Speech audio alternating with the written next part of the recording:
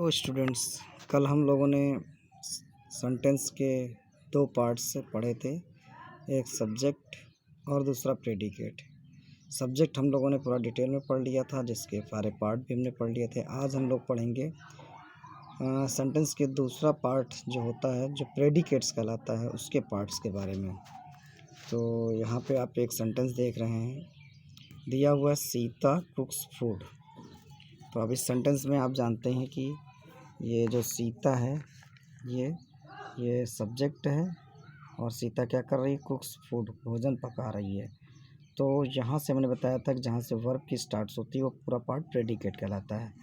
तो हमारा जो ये सीता हुआ, ये सीता, ये सब्जेक्ट है, और यहाँ से जो कुक्स फूड है ये पूरा पार्ट ये प्रेडिकेट कहलाएगा।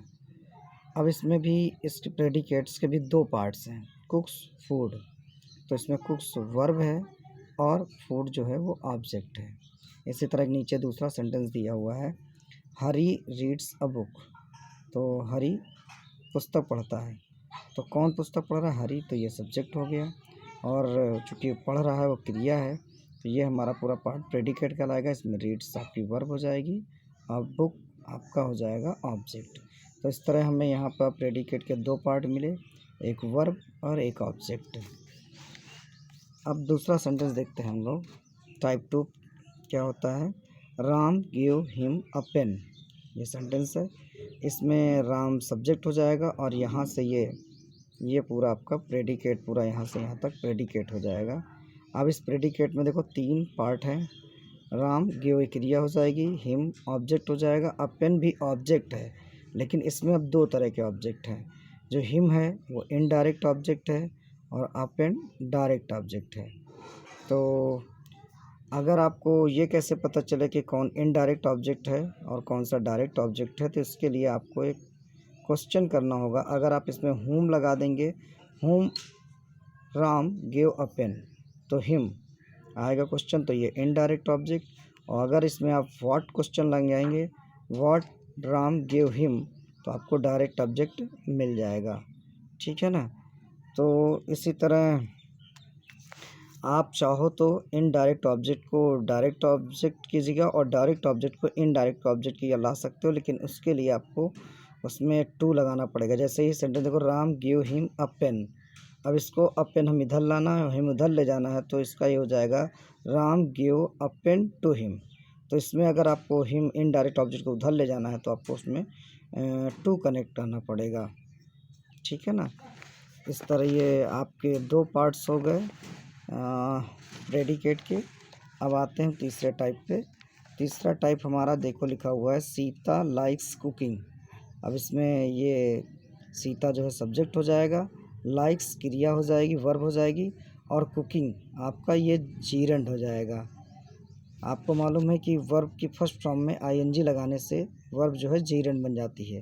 तो इसमें जो कुकिंग्स है वो नॉन फिनिट है, वो जीरंड। इसका टेंस से कोई नहीं, टेंस इससे पता चल रहा है कि ये प्रेजेंट इंडेफिनिट है, तो कुकिंग आपका जीरंड हो जाएगा। तो इस तरह हमें यहाँ पे प्रेडिकेट के दो पार्ट्स हो, पहला वर्ब और दूसरा जीरंड। अब टाइप 4 टाइप में हम आते हैं। टाइप 4 में आपका जो है मोहन वांट टू रीड। अब इस सेंटेंस में देखो, मोहन वांट्स टू रीड, इसमें यस लगेगा। यहाँ पे यस नहीं लगा है तो यहाँ पे यस लगा देते हैं। Mohan wants to read, Mohan पढ़ना चाहता है। तो इसमें आप देख रहे हैं कि जो वांट्स है वो वर्ब है, और टू रीड ये रीड भी वर्ब है, लेकिन इससे पहले टू लगा है। जब किसी वर्ब की फर्स्ट फॉर्म से पहले टू लग जाता है तो क्रिया इन्फिनेटिव हो जाती है। उसको हम नॉन फिनिट बोलते हैं, इसका टेंस से कोई मतलब नहीं होता है। इसी तरह हरी लाइक्स टू गो, हरी जाना पसंद करता है। तो इसमें गो जो है वो उससे पहले टू लगा दिए गए तो क्रिया इन्फिनेटिव हो गई। तो इस तरह हमें प्रेडिकेट का एक और पार्ट मिला, इसमें लाइक्स वर्ब हो गई और दूसरा टू गो इन्फिनेटिव कहलाता है। इसी तरह अब हम लोग टाइप 5 पे आते हैं। टाइप 5 में है मोहन इलेक्टेड सोहन मैनेजर। अब इस सेंटेंस में देखिए, मोहन इलेक्टेड, ये मोहन जो है सब्जेक्ट हो जाएगा, और ये पूरा आपका पार्ट पूरा यहाँ से यहाँ तक ये प्रेडिकेट हो जाएगा, ये प्रेडिकेट हो जाएगा। और इसमें अब देखिए, मोहन इलेक्टेड में चुना, सोहन ये ऑब्जेक्ट हो जाएगा। मैनेजर, मैनेजर अब अगर इससे कहें मोहन इलेक्टेड सोहन, तो इसमें पूरा ये सेंटेंस अर्थ नहीं समझ में आ रहा, तो इसको पूरा करने के लिए क्या सोहन को इलेक्ट किया गया, मैनेजर, तो ये हमारा कॉम्प्लीमेंट कहलाएगा। तो प्रेडिकेट का एक पार्ट होता है कॉम्प्लीमेंट, जो वर्ब के अर्थ को कंप्लीट करने के लिए यूज़ किया जाता है। अब यहाँ पे देखिए कॉम्प्लीमेंट आपका एडजेक्टिव हो सकता है, एडजेक्टिव फ्रेज हो सकता है, पास्ट पार्टिसिपल भी हो सकता है। इसको हम पीछे एग्जांपल से समझा रहे हैं आपको। जैसे पहला हमारा एग्जांपल देखिए आप, ये दिया हुआ the teacher thinks Mohan very wise. अब इसमें देखिए द टीचर चूँकि सब्जेक्ट है और ये पूरा हमारा सेंटेंस जो है ये हमारा पूरा प्रेडिकेट है, प्रेडिकेट है। इसमें थिंग्स वर्ब हो गई, मोहन ऑब्जेक्ट हो गया, और very wise, very wise, very wise ये एग्जेक्टिव फ्रेज है, ये मोहन की विशेषता बता रहा है। तो ये हमारा चूँकि ग्रुप्स ऑफ वर्ड्स है और ग्रुप्स ऑफ वर्ड्स को एग्जेक्टिव फ्रेज कहेंगे क्योंकि ये मोहन की विशेषता बता रहा है। अब इसी तरह हम एक और देखेंगे, Ram made me disappointed, Ram ने मेरे को निराश किया। तो इसमें आप सब्जेक्ट समझ गए हैं, राम है सब्जेक्ट और ये पूरा सेंटेंस हमारा प्रेडिकेट हुआ। अब इसमें मेड वर्ब हो गई, मी ऑब्जेक्ट हो गया, और डिसअपॉइंटेड चूँकि ये वर्ब की थर्ड फॉर्म है इसलिए पास्ट पार्टिसिपल हो गई। तो वर्ब की थर्ड फॉर्म अगर आती है तो पास्ट पार्टिसिपल कहलाती है। इसी तरह एक और आप देखिए executive, Sita keeps her house clean, Sita अपने घर को साफ रखती है। तो इसमें सीता सब्जेक्ट हो गया और कीप्स के बाद पूरा सेंटेंस प्रेडिकेट हो गया, और इसमें कीप्स वर्ब हो गई, हर हाउस ऑब्जेक्ट हो गया, और क्लीन ये हाउस की विशेषता बता रहा है तो ये एग्जेक्टिव हो गया। तो इस तरह हमने देखा कि जो कॉम्प्लीमेंट होता है, जो कॉम्प्लीमेंट होते हैं तीन तरह के, एग्जेक्टिव, एग्जेक्टिव फ्रेज और पास्ट पार्टिसिपल हो सकते हैं। तीनों एग्जांपल से आप पीछे समझ लिए। अब आइए हम लोग टाइप 8 पे आते हैं। टाइप 8 सेंटेंस आप देखिए, आई एम ए टीचर, मैं एक टीचर हूँ। तो अब इसमें देखिए ये आई जो है सब्जेक्ट हो गया, आई एम अ टीचर ये आपका प्रेडिकेट हो गया, और एम इसमें लिंकिंग वर्ब है, लिंकिंग वर्ब है, और टीचर जो है कॉम्प्लीमेंट है क्योंकि ये एम को पूरा करने काम कर रही है। अब इस सेंटेंस को अगर हम ऐसे कहें आई एम मैं हूँ, तो ये पूरा सेंटेंस कंप्लीट समझ में नहीं आ रहा है।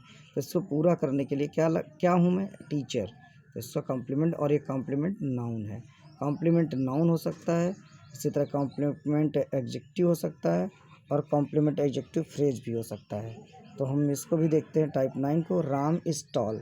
अब इसमें राम लंबा है, तो इसमें देखिए आप राम सब्जेक्ट हो जाएगा, इज़ टॉल जो है ये प्रेडिकेट पार्ट है, और इज इसमें लिंकिंग वर्ब है, और टॉल जो है ये कॉम्प्लीमेंट है और इसको पूरा कर रहा है, और ये एडजेक्टिव है टॉल क्योंकि वो राम की विशेषता बता रहा है।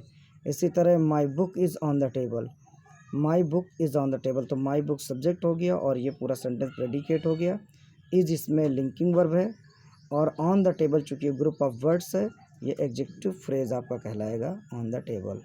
तो इस तरह 10 टाइप के जो हैं आपके ये प्रेडिकेट के पार्ट्स होते हैं। अब एक चीज़ और है कि हो सकता है आपको लिंकिंग वर्ब यहाँ या एक्सिलरी वर्ब ना समझ में आए, तो अभी हम वर्ब वाला जब चैप्टर कंप्लीट करेंगे तो उसमें आपको लिंकिंग वर्ब, एक्सिलरी वर्ब और जो अदर वर्ड्स के काइंड्स होते हैं जिनमें ट्रांजिटिव वर्ब और इनट्रांजिटिव वर्ब, वो सब आपको बहुत क्लियर से समझाएंगे। Okay, thank you students. अब मैं आपको थोड़ी कुछ एक्सरसाइज दे रहा हूँ, अगर आप ये देख सके तो ये एक्सरसाइज आप इस सेंटेंसेस को आप कंप्लीट और रीऑर्डर में करिएगा, और इस तरह आपका ना हो पाए तो कोई मुझसे क्वेश्चन भी कर सकता है मेरे फ़ोन नंबर पे, और इन एक्सरसाइज को आप कंप्लीट करके पूरा करके आप मेरे पेज पे डाल दीजिएगा। Okay, thank you students.